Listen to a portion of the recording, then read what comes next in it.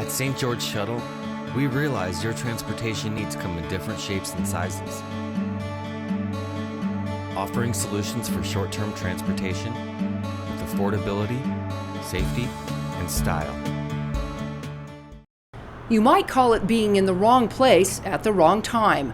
Around 11 o'clock Friday morning, Dale and Sonia Lynn were just leaving St. George heading for Las Vegas from this gas station off River Road in their rental car when they were struck by a driver of an SUV.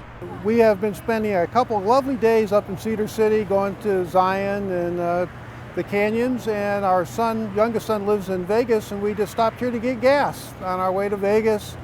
And after filling up, I'm sitting here waiting for the traffic to clear, and gentleman swerved all the way out of the right lane into the driveway of the gas station, hits the front end of my car, and keeps going.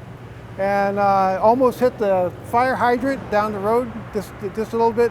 Thank goodness there was nobody walking on the sidewalk, because he would have run him over. According to witnesses, the SUV swerved on and off the sidewalk, striking this utility box, and then turned right onto 100 South.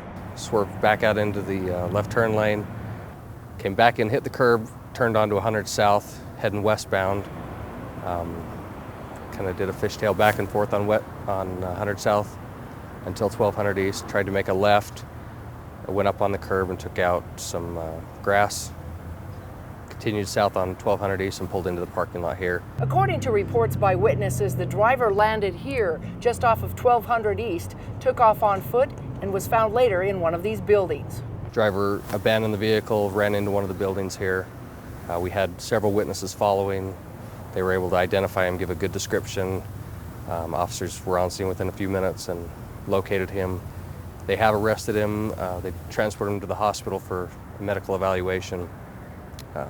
He's going to be charged, potential charges at this point are DUI, leaving the scene of a crash, no insurance, and then I'm not sure what the lane travel violations are going to go with. The SUV was recently given to the man by his parents, who showed up at the scene. The vehicle was impounded by police.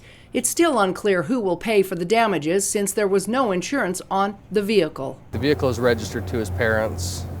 There was some sort of an agreement between them as far as he was supposed to be maintaining the insurance, but we verified that the insurance on the vehicle canceled back in December.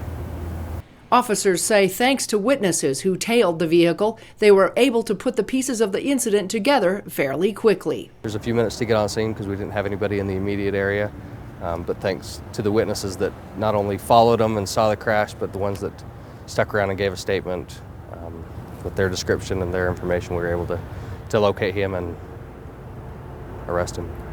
In St. George, Melissa Anderson, KCSG, St. George News.